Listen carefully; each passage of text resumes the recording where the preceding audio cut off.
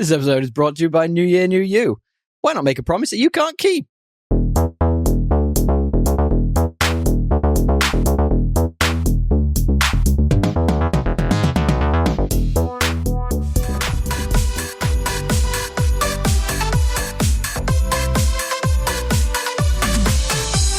ho, ho! Hello, and welcome back to another episode of Podcast Assemble, the show where you come for your rambling geeky download. My name's Tommy, and I'm delighted, as always, to be joined by my friend and co-host, who is across the pond. It's our resident, returning out-of-touch award adjudicator of the pod, DL. How are you? I'm good, man. I'm listening to what the people want and doing the opposite. That's just typical, typical government, really. This is just standard operating procedure. Politics. Yeah. nothing to see here. You'd be a great politician. I feel like yeah. you're already doing it, my guy. How are you? I'm good. On that note, I was listening to Andreessen Horowitz. You know who they are? They're like this VC fund. And he's like, man, I didn't really want to get into politics, but I realized there was all this stuff that people were doing, and there were no people on the other side rooting for the other issue. It was just the politicians. So I realized I had. And it's like, when you think about that, it's like, oh man, it's depressing. And that's why we have a podcast where we try and distract. And that is why we have a podcast. Let's distract ourselves for at least 15 minutes and talk about the best and worst things that happened in 2024. This is my favorite episode of the year, Dio. I get so excited about the awards episodes, other than when we're eventually going to do Aquaman 2018. That will be a good episode, but this is when it's just us riffing about things that have happened in the year. I just can't wait for that Aquaman 2018 award. There's some phenomenal choices this year. Haven't we already done that? What? Surely we've done 2018? Aquaman 2018. We started this podcast in 2020. We have not done Aquaman 2018. We've always said this, by the way, ladies and gentlemen. If you ever see that we are doing an Aquaman 2018 podcast, that will be our last ever episode. So that's that's the circularity of this podcast. We're going to come all the way back around. Buddy, what's been happening with you? Look, I mean, normal. We early record this week, so not a lot has happened. But it's your first Christmas in the UK. Yeah, we've been doing some Christmas prep. I mean, decorating the house. We got my wife's family coming over from Brussels, so ooh, that's fancy. Yeah, so there's some stuff planned. Going to see a football game, some like no-name team, Ipswich versus like I think it's like Fulham. No-name teams. You know, isn't that a Premier League game? You know, some shitty teams. American audience has no idea. British audience is like, what are you talking about? No, I don't, Fulham's all right, but Ipswich is like terrible, aren't they? Every time I look at them, they're in the Premier League. They're in the Premier League, but just barely. Ed Sheeran supports them. That's all that matters. He keeps that being them said, they beat like my team, alone. Tottenham. So, like, what does that say about my team? Tottenham are the ultimate flip-flop team. They'll beat like Man City, and then the next week they'll lose to like Ipswich. They're wild. I don't understand. Well, it feels like they consistently beat Man City. It's like they can beat Man City, and then that's it. No, we're not a sports podcast, but everyone beats Man City at a minute. It's like a free go at the minute. You get one, and then no, Man City's. But they got that weird-looking guy who looks like, to your point, who looks like his face wasn't full. Oh no, actually, this is my buddy Tim. He just looks like his face wasn't fully made in the clay. He's like this Nordic guy. You're talking about Erling Haaland? Yes. Where it's like... He looks like a Viking? Yeah, he looks like a Viking who wasn't quite finished at the drawing board, with his face. I'm watching a show in a minute, and we're gonna talk about it next week, but it's actually an animated show by Zack Snyder. It's called Twilight of the Gods. It's about Norse mythology. And he kind of looks a bit like some of the like animated characters in that, like a really flat. Yeah, do you feel like it's just like the clay got smushed when God was making? Yeah, just a little too much. Yeah, I look. He's very good at football, though. Oh man, he's better than all of us put together. Yeah, on the planet. Mean, that's probably. Yeah. It's just a long yardstick at this I point. thought you were gonna say this podcast put together, and I was like, that's just like not impressive at all. I've literally never played a day of football in my entire life. Although I quite like watching it. I used to play. I played a little bit when I was growing up. I told you this. But... I broke my leg horrifically about 25, and you kind of lose the spark at that point. Did you ever lost the spark for something? Your broken leg is not gonna beat this guy. Is my point. Plus, my left leg is two left feet, I should say. I don't think anyone's broken leg would beat this guy. I'm a little bit under the pump at a minute as well. Actually, I've got a very, very sick partner and my mother here for Christmas. So I'm trying to juggle these things. It's like, what do you prioritize? Like the fiance, she's out at the moment. She's like literally like horizontal the whole day, and I'm like, Mum, let's go and walk around Sydney and check out the sights. I'm like, how do I do this? In an age of Uber Eats, I think you have to prioritize your mother who flew across the world. So, right. Also, like, when you're sick, you don't really want to be around people mostly. So maybe that'll work out well. I mean, it's just come back with soup, Like, hey, here's some soup. That's what I've been doing. That's what I've been doing. Eat this soup. I think she's. I mean, don't tell this. I think she's a bit of a punce. Now, if you're not in Australia, punce means a bit of a wuss. She's not very good at being sick. You know what I mean? Like, she just literally can't handle it. So no one's good at being sick. It's almost like man flu for dudes. I don't agree. Dude, being sick is the worst. I mean, no one can handle it. Like, no one's like, let me just maintain this state for an extended period of time. Actually, I'm going to keep this going for a little bit longer. It's like you just deal with it. Well, I was thinking, so I've actually taken this week off. Like I mentioned, the mother's here from the UK. She flew that long, long way. But I've also been taking care of the partner. So my thought was I could change what I did have as annual leave in the diary to carer's leave and just get some days of leave back. Because I have been taking care of it the whole freaking time. True. You could actually. Do you think it's doable? I think that, a big company wouldn't dare tell you couldn't. Like, you know what I mean? Like, for things like Not that. sure that's true. No, they'll tell you, they're not going to be like, you can't do this because they're worried they're going to end up in the news, but they will subtly and politically use it against you. So it's a matter of if you care about that. Nah. At the minute, probably not. It's fine, though. It's all good. We're all doing fine. I'm good, too. Yeah. Thanks for asking, DL. Yeah, Guys, if you want to jump around, there will be time codes in the description, as always, supplied by Mr. Matthew Bliss of mbpod.com. He's a genius. He does great work with the podcast. Stick around. We'll give you his details at the end of the show.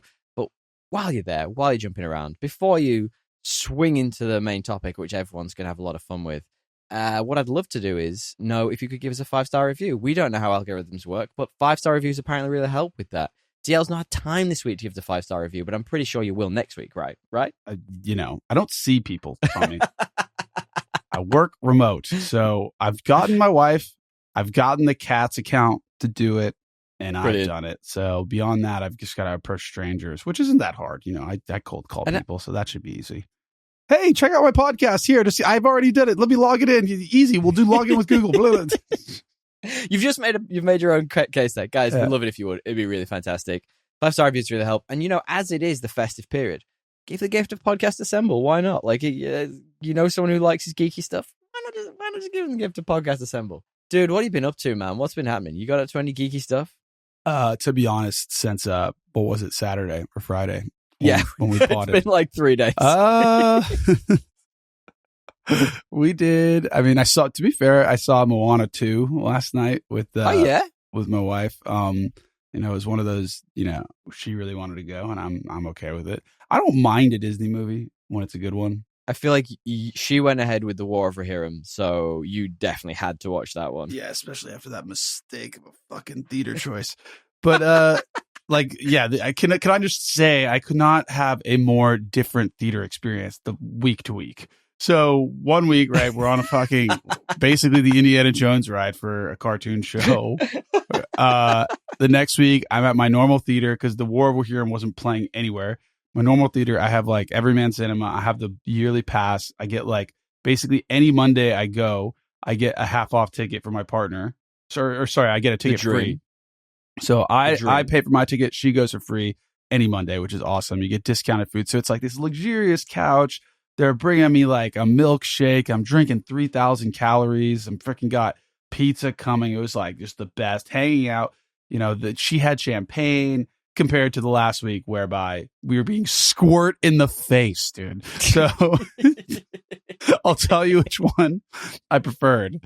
Moana 2. It was not bad. I don't know. 40 did sound pretty fun. Yeah, it was not bad. Talk to me about Moana 2. Is it any good? You've obviously seen Moana 1. Have you not? No, I haven't seen. I don't watch Disney movies. I'm sorry. I stopped a long time ago.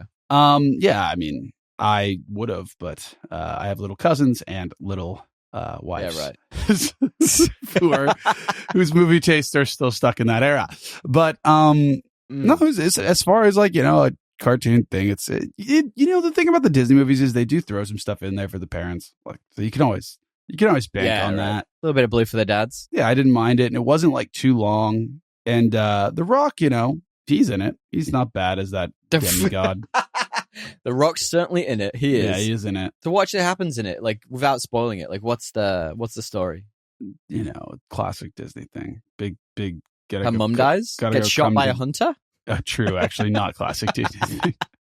Gotta that's like classic old One of her Disney. parents has to die. They don't do that anymore. Yeah, right. The grandma died in the last one. Actually, I'm lying to you. I'll tell you what I did watch. I watched, is it Encanto?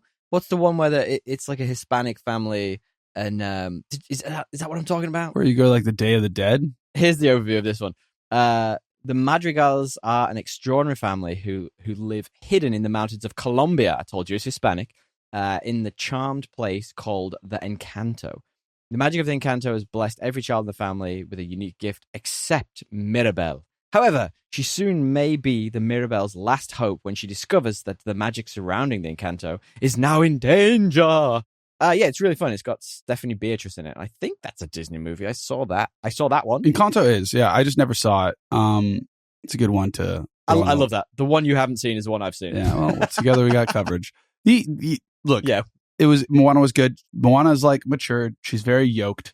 Like she's got yoked? muscles. Yeah, dude, it was impressive. I was like, okay, this is a fit girl. She's not a princess. So you're gonna go and see the are you gonna go and do the? Are you gonna watch the live action one when they bring it out with The Rock in real life? I mean, I will delay as long as I can, but eventually I'm sure I'll have to cave because there'll be some dumb movie you make me watch where I'm like, I have to use my equity with the partner to be like, hey, let's watch this movie that neither of us want to watch, but I'll watch Moana 3 live action with you. Hey, content is content, my man. You had fun with that. Sort of, maybe? Yeah. Will that come up in this? Actually, does that come up in today's awards? Let's find out. Yes. Sorry, you were saying about Moana 2. What's the story? I don't know. They go search for something similar to the last one. They go search for something. Teamwork needs to happen. There's some songs, lots of sailing. Well, do you recommend it? If you're into Disney movies, you know what you're getting into. It's not bad. No, there's been worse. There's been better. But yeah. All right. Well, I did a thing this week that it's similar vibe. The partner was trying to pick a movie, and she asked my recommendation, and we flicked past the Dungeons and Dragons movie that we went and saw for the podcast. You love that one. Highly recommended. Yeah. And she said, yeah, and we rewatched it. And I'll tell you what, I really thought it held up on a second watch. I was a bit like, I don't know, some of the jokes, like I see them coming. Like we've talked about it, for God's sake. We talked it to death on this podcast. But it's really funny, man. Like I completely forgot old mate from The Hangover was in there. What's his name? Bradley Cooper. Spoilers for that film if you haven't seen it. Totally forgot he was in that film. I forgot he's in it too. What does he do? He is the small person character who was going out with the giant lady who was very scary. Oh yeah. It's like a really random. Yeah. Just like a one-off, two-off cameo. I really like that. It's funny. Like the jokes and stuff, like the one where he melts when he's playing his accordion. Really good. Really funny. The partner laughed her socks off at it. Like we talked about it. Go back and check out our episode on Dungeons and Dragons because it's such an underappreciated movie. Yeah, I enjoyed that movie, The Falcon especially. Yeah, yes, that was my favorite bit when he tried to fly out the window of him. Fucking brilliant. Yeah, to be fair, Chris Pine is pretty funny in that. I can't believe cannot believe I got his name right. You chose the right Chris, but who would have guessed? Based off what I've heard about The Pool Man, I think I need to watch it. That might be one we have to watch for the pod because it's so bad. Okay, it's his directorial debut. Is it going to come up today? It might. We shall see. Oh, interesting. I'm excited. Did you do anything else this week? / last 3 days? Let's see. On the weekend, we went and got like, God, what did we do actually? We did a big walk around, Hampstead Heath, which is a nice little area. Got some crepes. Cute. Did some shopping, I did a bit of writing. Not much, dude. Not much. Yeah. How's the writing going? Not fast enough for the thing I'm trying to do. By the time I die, I'm worse than George. Never. At least you are trying to write. But it's more just like the creative act is quite fun. So even if it amounts to nothing, it's valuable to me. Kind of like gym, right? You're doing it for yourself sometimes, not for anyone else. You're right. You're right. Wrote a chapter on one of the characters like over the weekend, which was like first draft, which was nice. Wait, so you're doing it character by character? Is that how you're doing your chapters? A little George R.R.S.? Yeah, right now I'm just picking two. The problem is, and the problem with writing a thing with multiple point of views is that it's so much harder because you have to have like every character's like journey climax at the same time. I love that word, climax. Oh, it just I love that takes word. you to a I different love to place. climax it. But I it's love not when what we I meant. climax at the same time, DL. But culminate at the same time with their own themes that all align with like a central story. It's just like way harder. And like everybody says, like, don't write multiple point of views your first time. But it's like, I also, based off what I'm trying to do, have to have at least two. The other side of it is if you do that, it's like really hard to give perspective on other parts of the world because you only have that one character's perspective. So it's like a double-edged sword. It's like, yeah, it's simpler from like a character perspective, but it's like harder from a world building perspective. So that's just the debate that I'm kind of going through. But right now I've only got two characters. Yes, two. I think that's going to be fascinating. It's great that you're taking the time to make your own thing, because I feel like you've been so inspired to do this for so long. Perhaps sometime we could do a little riffing on it on the show. We've done a couple of times where you've brought me ideas and we've riffed on it. That's been a lot of fun. We can do that for sure. And I'll bring you more Muppets ideas. Oh my god, that was so funny that you sent that. And I sent it to my wife. Tommy sent me something like, send this to your wife because she loves she hates Muppets, but because she loved Muppets so much, he said. I sent it to her. She's like, sorry, I couldn't even finish the video. Like, it wasn't even long. It was like 15 seconds. Anyway, I love it. What have you been up to? You do anything else? You watch anything cool? Yeah, I do have one other thing I'll share with you, actually. Yeah, we talked last week a little bit about watching Christmas movies, and Christmas movies are ramping up in our house. Like, it's so funny, actually. I just typed Christmas movies into Netflix, and like, it was just Hallmark movies. You know, like how it's just like two female and a male character back to back. And that's all it is, dude. It's literally all it is, and they have to hit their quota every year. I feel like they've got to do at least 3 a year. Netflix is smart because they know people are going to just watch those, and it'll like keep it sticky. Right. But they're all terrible, I'm sure. And well, we did watch something a little different. We were flicking through, and we put a movie on. And I've not seen. Have you seen Fred Claus? No. Should I? Oh, it's so different. I've never even heard of it. It's wildly different. It's Vince Vaughn. It's got Paul Giamatti in it. It's got bloody Rachel Weisz. It's got one of the worst blokes on the planet, Kevin Spacey, in it. This is before he got cancelled. This is from 2007. It's a really fun movie. It's different. It's dumb. It's about... So Vince Vaughn is obviously Fred Claus, the titular, who is the brother of Nicholas, Father Christmas himself. And as he's growing up, so Nick is becoming like really like wholesome and wants to give presents away and stuff. And he just gets really like set on the fact that he's always trying to steal his spotlight, and it's like really funny. And he hates Father Christmas. He hates everything about Christmas. It's like the Grinch. It's that kind of premise, but it's his brother. So like he needs 50 grand, and he has to try and blackmail his brother into giving him 50 grand. And then it's like a big wholesome twist to the really good. I genuinely had a lot of fun with it, and I'm so surprised I haven't seen it. Like, I love A Bad Santa.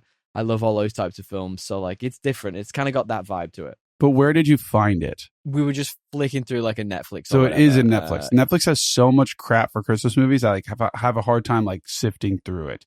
I was thinking maybe I need to like go to HBO. Yeah, I was thinking I need to like switch streamer, but there's like no HBO equivalent here. I have to buy something, and I'm not doing Really? Is it Sky? Does Sky get all the... Yeah, I haven't looked it up, but I might just try and use my VPN now because I have it.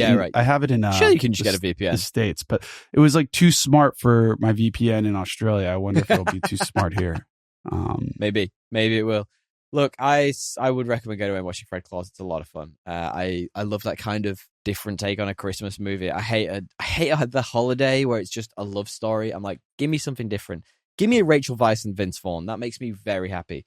Guys, go and check that out. If you guys recommend anything for us to check out, please do. You can find us at Podcast Symbol on Instagram or thepodcastsymbol@gmail.com. Send us memes, send us news, send us reviews, the things we love. DL, shall we ask Matt to hit that award music? Yeah, hit it, Matt. Hit it!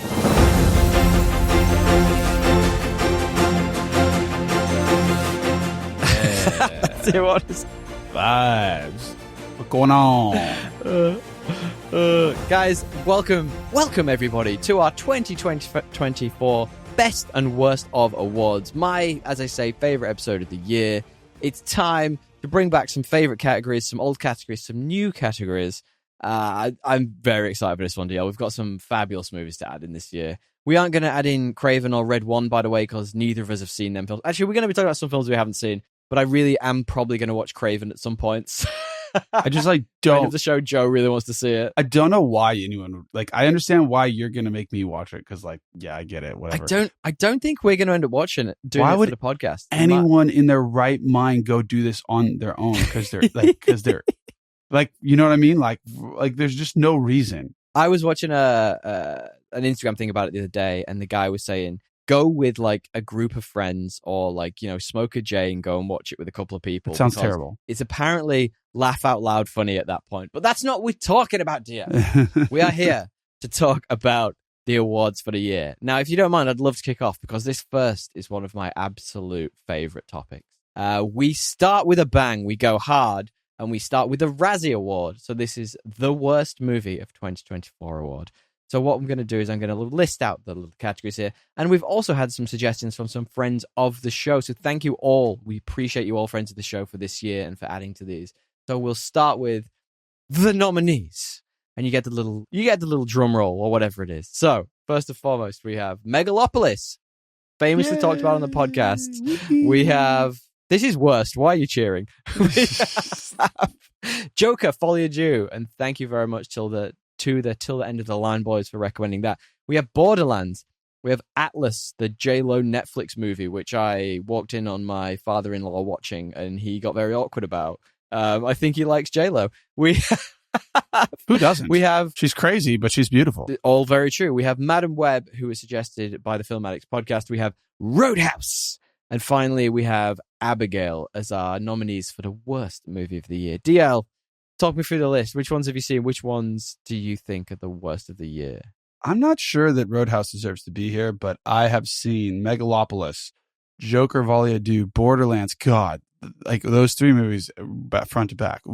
Right. And I have seen Roadhouse. Of the ones that I've seen, I'm going to probably... Actually, I didn't see Megalopolis. What am I saying? I'm probably going to submit Borderlands to be my pick for as we whittle down. That is a very bad movie.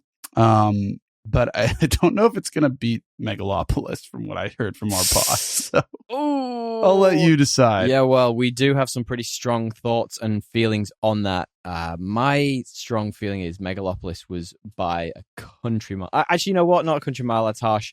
Yeah, it's tied for me between Joker, Folie Dieu, and Megalopolis at this point. Borderlands was bad. It was more boring than bad, you know? Isn't that the worst, though? Like, nothing's worse than a boring movie. Well, Megalopolis was boring and bad. Borderlands was bad. I'll give it to you, Megalopolis, because, I mean, it's like, but also because of the hubris of the build-up, like, the whole, like, oh my God, yeah, the ad campaign, like, it was just... You got to factor that in. You got to factor that in. So. You got to factor that in, and it was $120 million of his own money. It was just a fucking car wreck. It was the worst movie of the year, I've got to say. Well, thank you, everyone, for sending in your suggestions. We really appreciate it. Megalopolis is the worst of the year. DL, do you want to jump into our next hot topic? Most underappreciated movie of 2024. Ooh, it's a good one. Yeah, so we got Fall Guy, which I believe I saw. Yeah, Monkey Man, Wild Robot, Beverly Hills Cop, Axel Foley, Wolves, and American Fiction. I did not see American Fiction. I did not see Beverly Hills Cop. You did. And I did not see Wild Robot, though I wanted to. So I can't really chime in here other than Fall Guy, Monkey Man. I have seen Wild Robot. And Wolves. Okay, why don't you pick one from not Fall Guy, Monkey Man, and Wolves? Because I've seen those. Which one would you like to keep?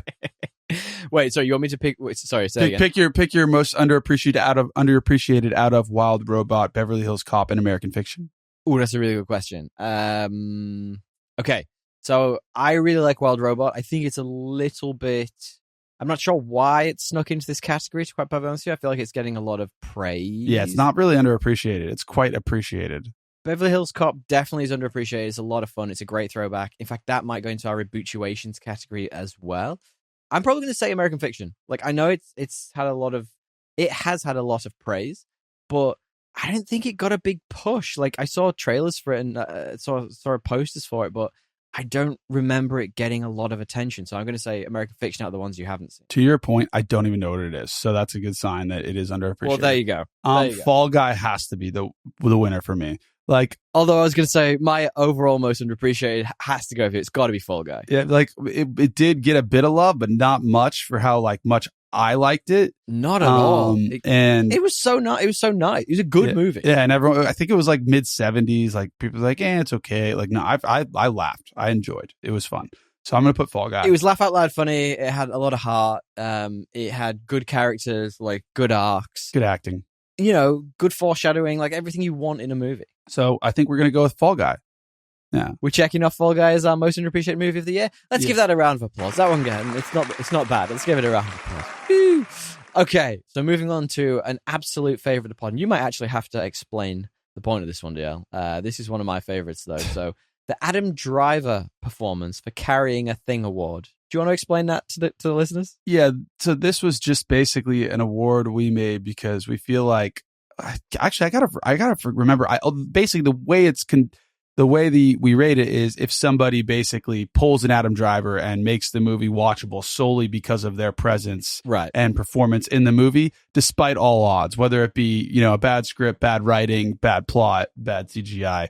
I think it initially came from, I can't remember if it was his Kylo Ren performance. Because there's literally there's not a lot there for him to work with. I mean, like Kylo Ren is kind of like a very unlikable character. He's just Can I ask you a question? Is this podcast too impenetrable these days? Like, do we have these in jokes that no one's ever going to be asked going back to listen to, and they go, "This is too. I don't care about this." it might be, but essentially, if you've seen Star Wars, you know that Kylo Ren's kind of the lamest character ever. But you still can't take your eyes off Adam Driver's performance for some reason. It's the best part of the series, the new trilogy. But so that's the Adam Driver Award. He's actually won it last year, I believe, with his performance in the dinosaur movie.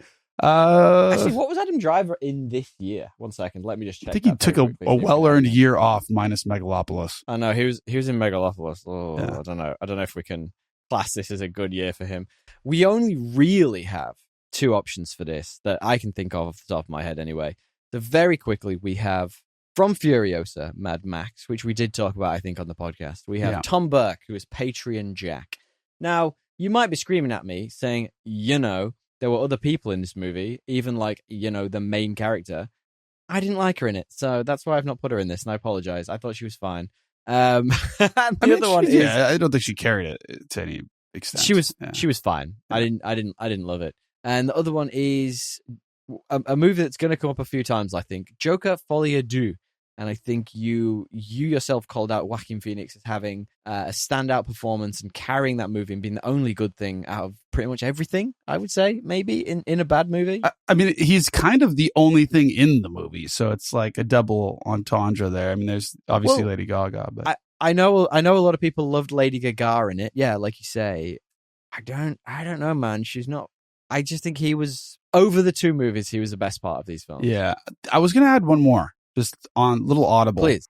Do you remember Roadhouse? How into it Jake Gyllenhaal was? He's into everything. Yeah. You know what? Actually, that's the perfect Adam Driver performance. It really is a mediocre movie, and he's just throwing himself into it like it's an Oscar winner. Kind of like Ambulance, to be fair. He's shredded. He's like beating the shit out of Conor McGregor, just like what everybody wants to do. Yeah, okay, 100%. Like, take him out of that movie. It is a shockingly bad movie.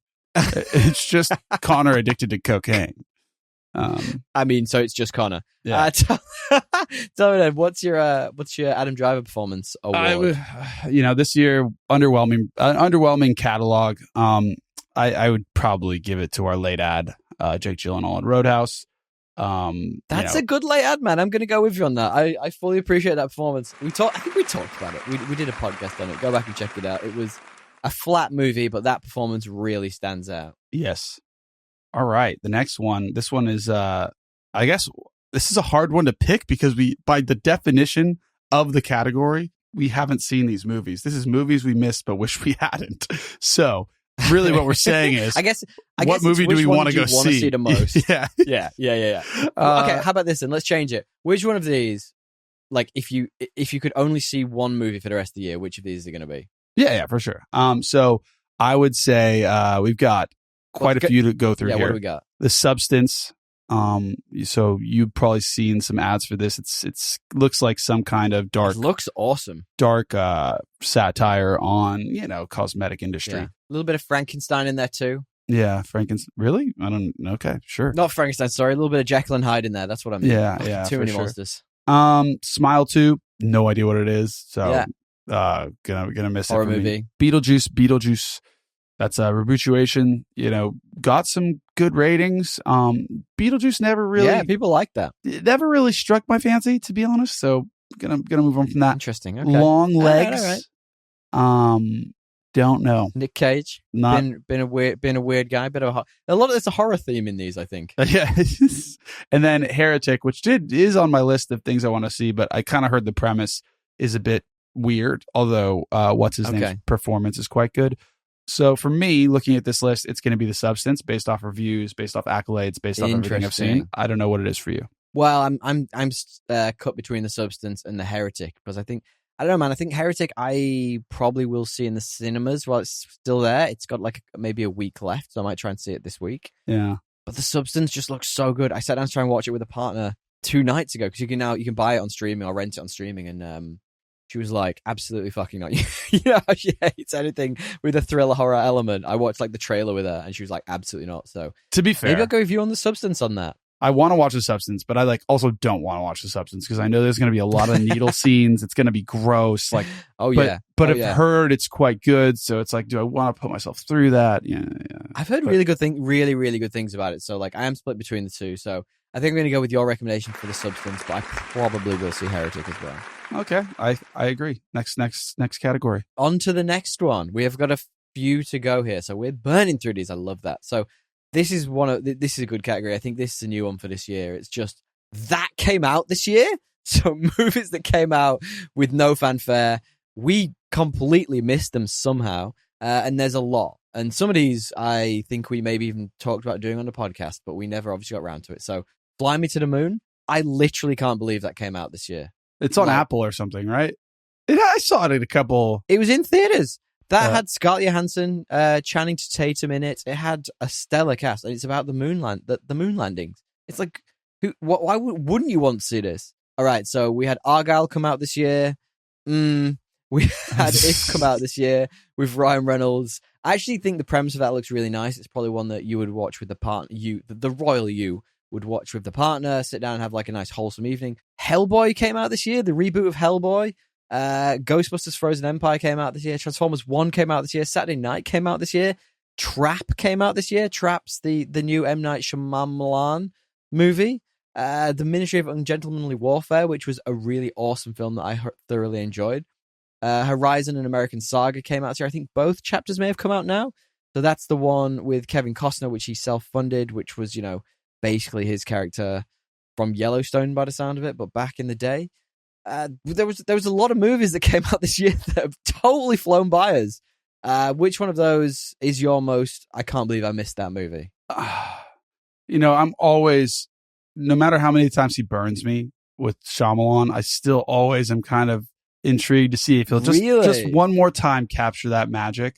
But with Trap, it seemed pretty clear what the movie was about. I didn't think maybe there's a big twist. It was more Josh Hartnett being back, so that one interested me, but probably Fly Me to the Moon. But honestly, none of these scream, they call out to me. I think the one that I'm really surprised I missed was Ghostbusters Frozen Empire, because that should have been a big release. I'm not saying I wanted to see it, but I'm like, how the hell did I miss that? Like, because dude, Ghostbusters is a dead property at this point. They're trying to reboot it. It's Stranger Things now. Yeah, it's just I don't know. It's like the last 3 I've not seen, and the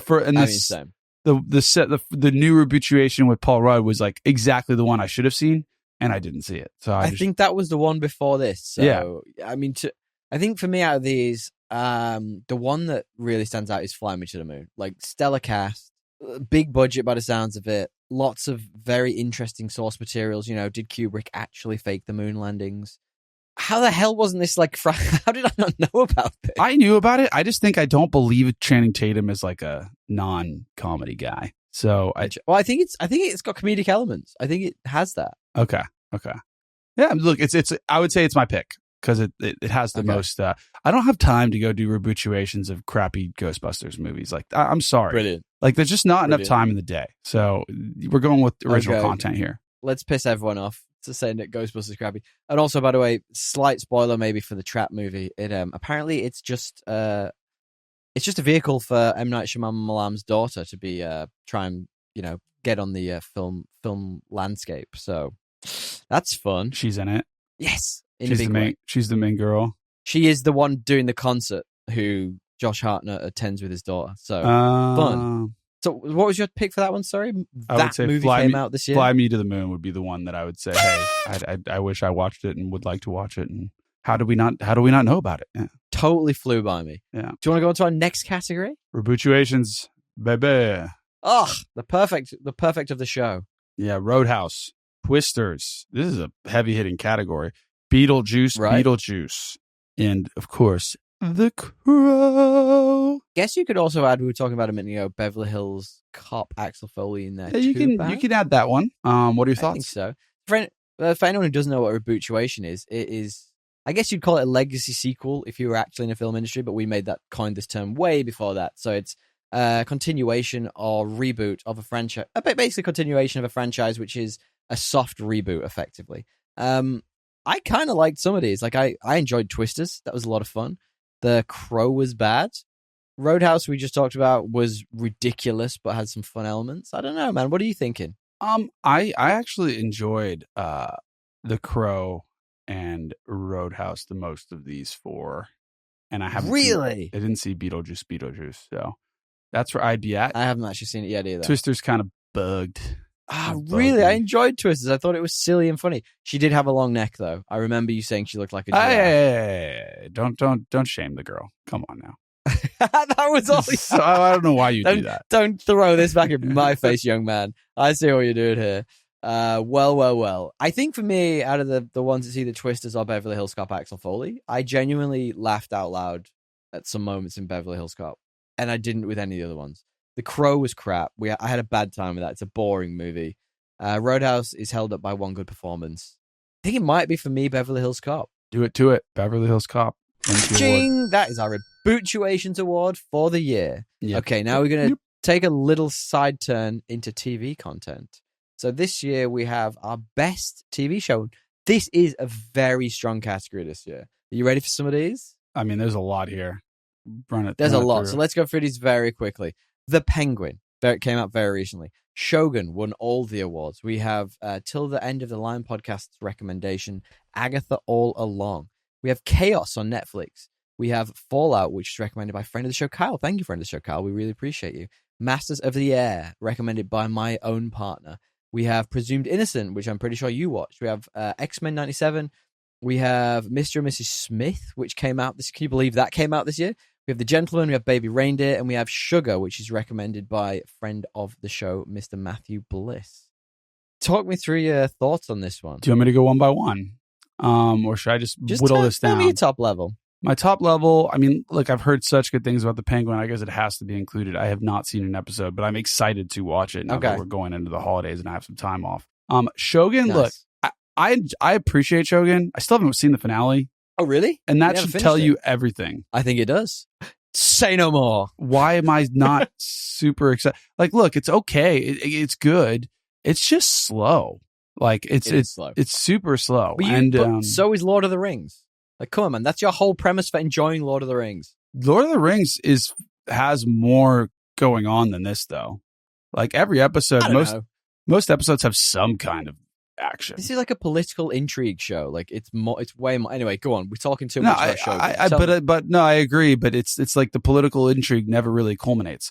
Agatha All Along, I didn't see it. I've heard good things, but to me, honestly, Fallout has to be in the top 3.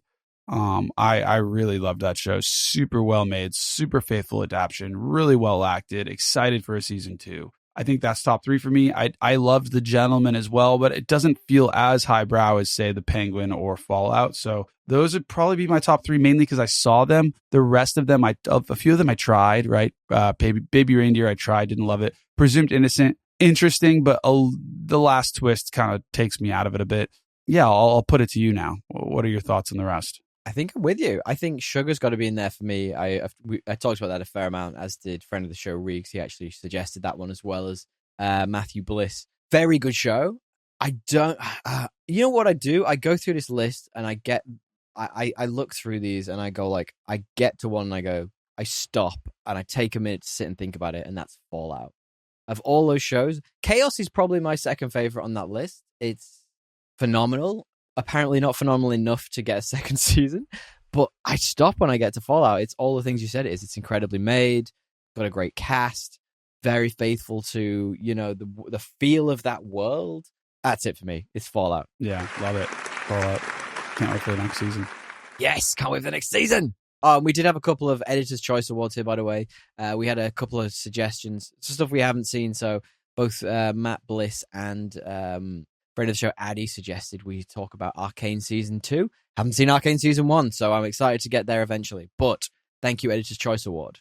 Yeah, and Sugar, is that actually good? That's got Colin Farrell. Maybe I'll have a look.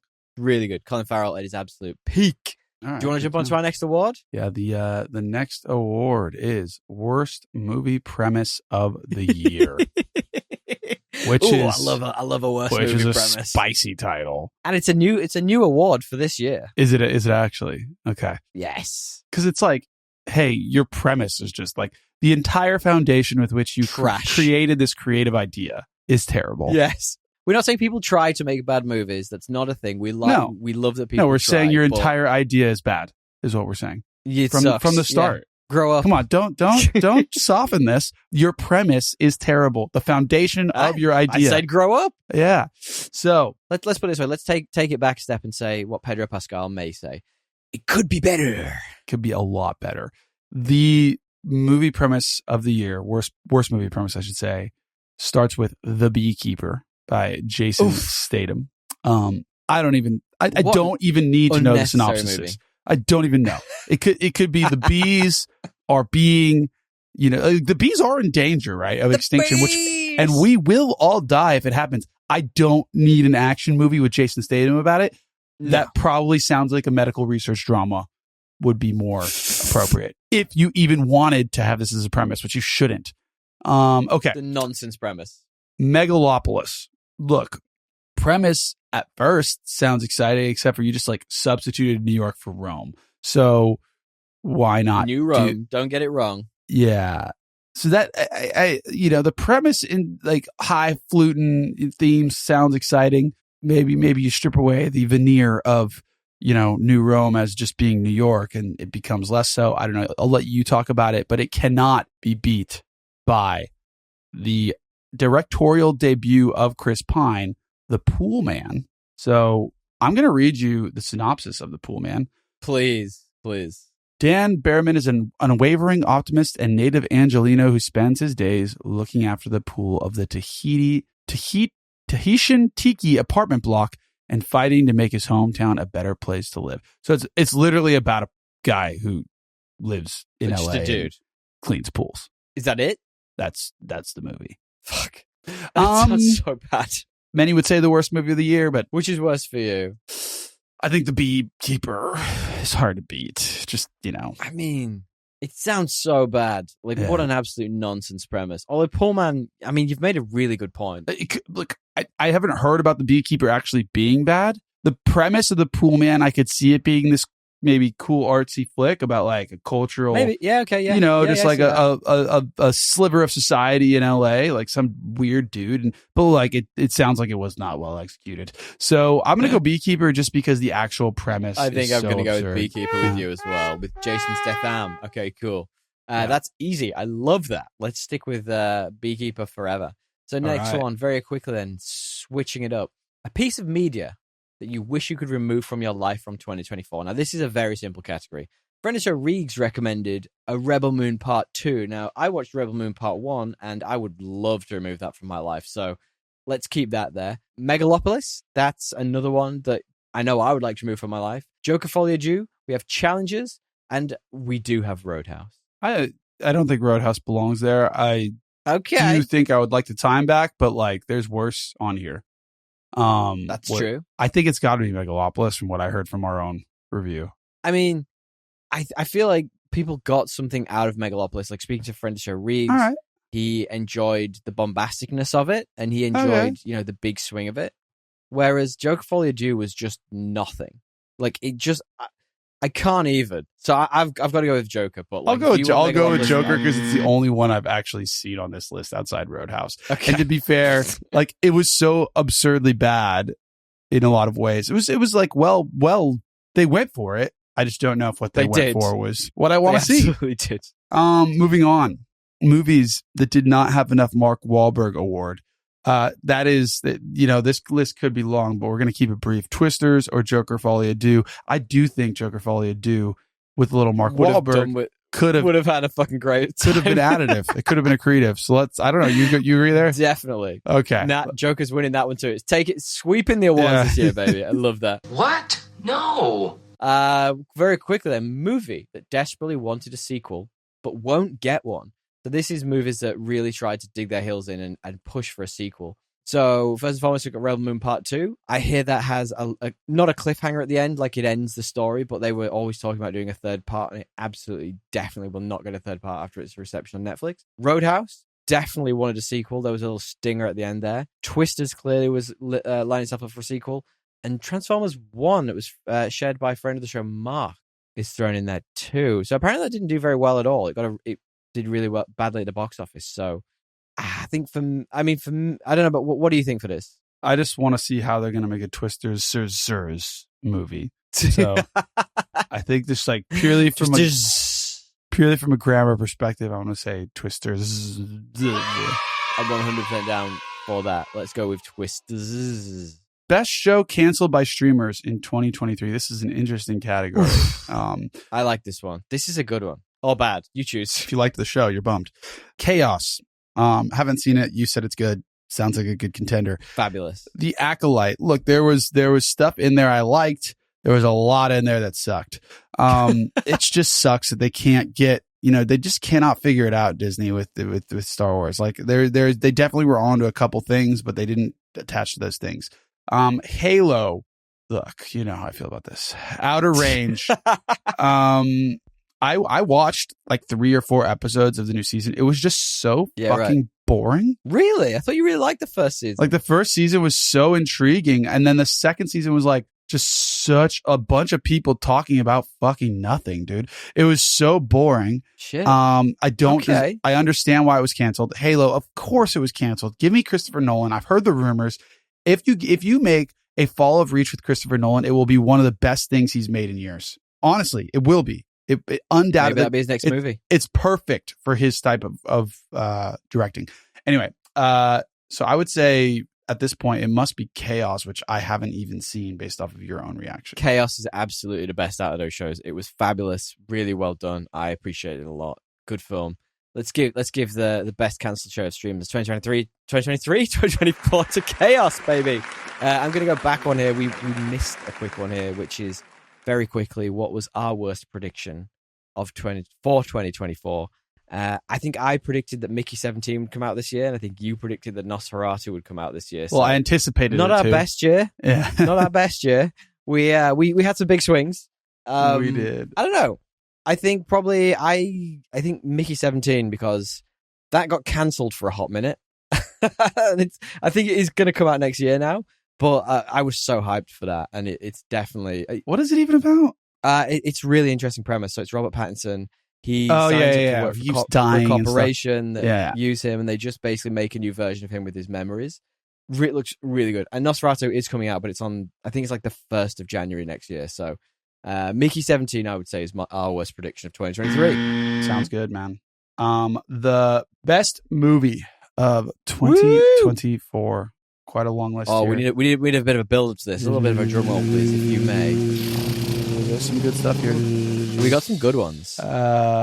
Alien Romulus, Oof. Dune Part 2, A Quiet Place, Day 1, Gladiator 2, Civil War, Deadpool and Wolverine, The Wild Robot. So there's quite a bit here.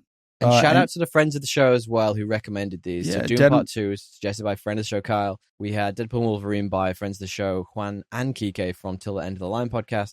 And Riggs and Addy both recommended The Wild Robot. So, tough category. Do you want to talk me through those? Yeah, I mean, look, for me, there's Gladiator 2 is an instant, hey, let's get moving. Like, it's okay. Let's get out of here. It's not the best movie of 2024. Let's come on. Interesting. Deadpool and Wolverine. I enjoyed it. Best movie in 2024. I don't know. I think Interesting. It's hard for me to give it to a comic book movie these days because even though this is an original one and it's like more original than the others, I'm just so off them. So that could be my bias. Okay. Interesting. I don't know how you feel about that because that's a controversial take. I think it's controversial. I think there's a bit of there is a bit of fatigue around superhero movies at the moment. I think James Gunn's got a great opportunity to bring the audiences back. But yeah, totally. And it was fresh and different, but I didn't think it was my favorite movie of the year. Yeah. For me, it's got to be top 3 would be like Dune Part 2, Civil War, or A Quiet Place, honestly, which is like a subtle, like it's shocking that it's there, but it was. Place. I enjoyed it. Yeah. I agree with you first two. I'd chuck Alien Romulus in over A Quiet Place, I think. I really enjoyed that. Is that a rebootuation? Not quite. It's a continuation. It's a continuation. So, DL, what is your best movie of the year? It's got to be Dune Part 2. I mean, woo! Doesn't it? I think we both got Dune Part 2, yeah, baby! Dune Part 2. Yeah. And the Oscar goes to Dune Part 2. Thank you very much. Boom. We're not out of touch with this, but fuck, that was a good film, man. It's amazing. Yeah, it's awesome. And like the fact that he's gonna make a third one on a book that's totally crap. I'm intrigued and to see how nonsense. It goes. Yeah. Put it this way, right? It's so good that my partner keeps harassing me to watch the second one, and like the only reason we haven't watched it is because we just haven't had 3 hours to sit down and watch Dune Part 2 again. You know what I mean? We just haven't had the time. So we do have a couple of friends of the show nominations, and thank you all for sending these through. We really do appreciate it. Friend of the show friend of the show Reegs suggested the most surprising movie of 2024 being Caddo Lake, a movie I have not seen. And best use of sharks in a movie as being Under Paris. Now, you've forgotten about there were some specific sharks in Gladiator 2 there, friend of the show, Reegs. I think that might take the cake for me. In fact, that could have been in best use of CGI for us, I think. The sharks in Gladiator 2. You know how often the partner has tried to get me to watch Under Paris? What's it about? It's like about a shark under Paris. Which is like, wait. You guys do know where Paris, like, there's no, it's a city. It's a fucking city. I was like, I just draw the line. I don't imagine I'm going to watch that. I was like, the last time you made me do this, it was Megalopolis. And I was like, or not Megalopolis, Megalodon or whatever. I was like, your shark movie taste is like just not up to par for me. Megalodon. Wait, Gail likes shark movies? She fucking loves them. What? But this like also won't meme of the mind blowing. Won't watch Jaws, so it's like you don't like shark movies. She's like, it's too old. This is so confusing. Yeah. This is so confusing.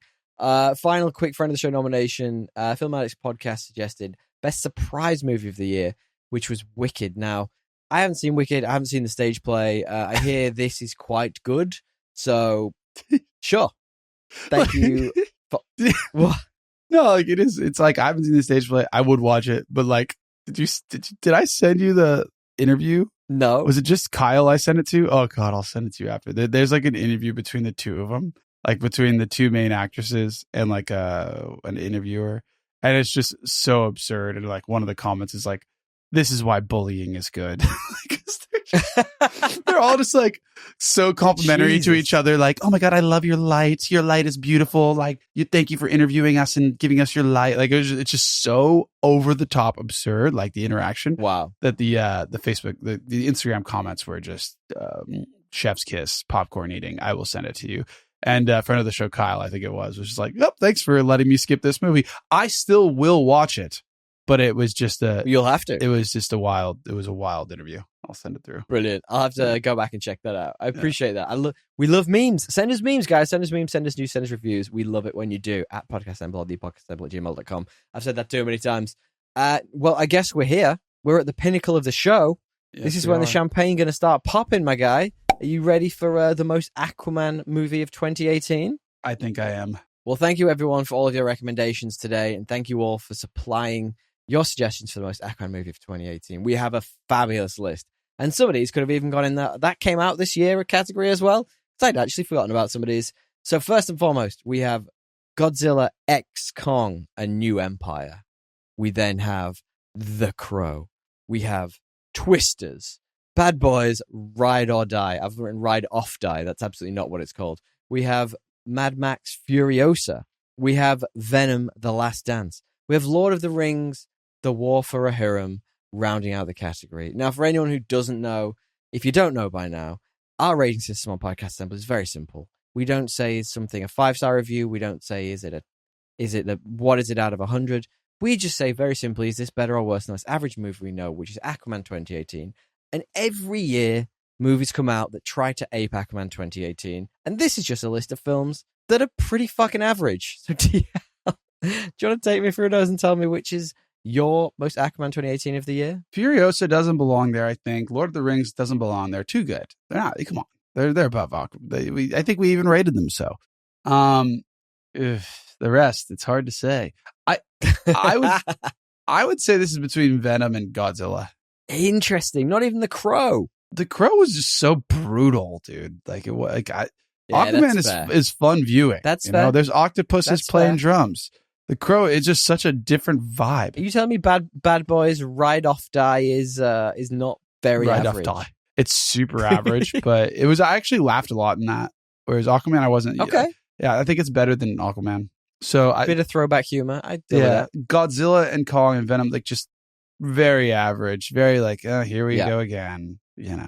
I think recency bias for me and the fact that they've just killed the Sony universe means that it might be Venom for me.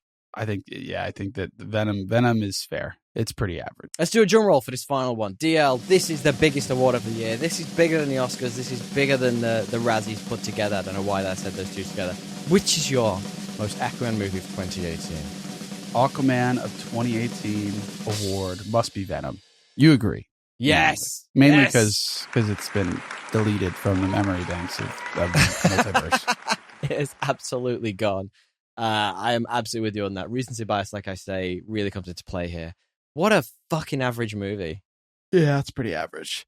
In fact, it might be below average, but I think we rated it as worse than Aquaman 2018, but only because we couldn't give it the absolutely bang average award as we just have. DL, man, that's so much fun. Thank you so much for sticking with it, guys. Thank you for doing the awards with us. Thank you everyone for sending stuff in. It has been absolute joy doing this one more time. This is our last episode for the year. It is. Until the new year, the new you. Go eat a lot of food. Go enjoy your holidays. Get some sun or some rain if you're around where I am. And I guess, we'll see you at the other side. Yeah, thank you all for a great year. We appreciate you sticking with us. And come back for the new year for more and more Podcast Assemble. Yeah, send us your Christmas movie recommendations if you have them to thepodcastassemble@gmail.com or podcastassemble on Instagram. Big thank you to Matthew Bliss for editing and mastering this week's episode. If you'd like Matt to be part of your podcasting team, get in touch. As you should. On business@mbpod.com. Or you can just head to his website, mbpod.com, to find out more about what he does and his services. He's also got a podcast, Coffee with a Podcaster, short thought pieces on topics of podcasting shared over a cup of coffee. Awesome content. I will be getting another cup of coffee now because it is 8:30 and I have my 9 a.m. soon. And I'm not ready for the workday ahead, but thank God it's Wednesday, baby. Only 3 more days left. Until next time, team. Tally ho? Yes. Tally ho! Gators.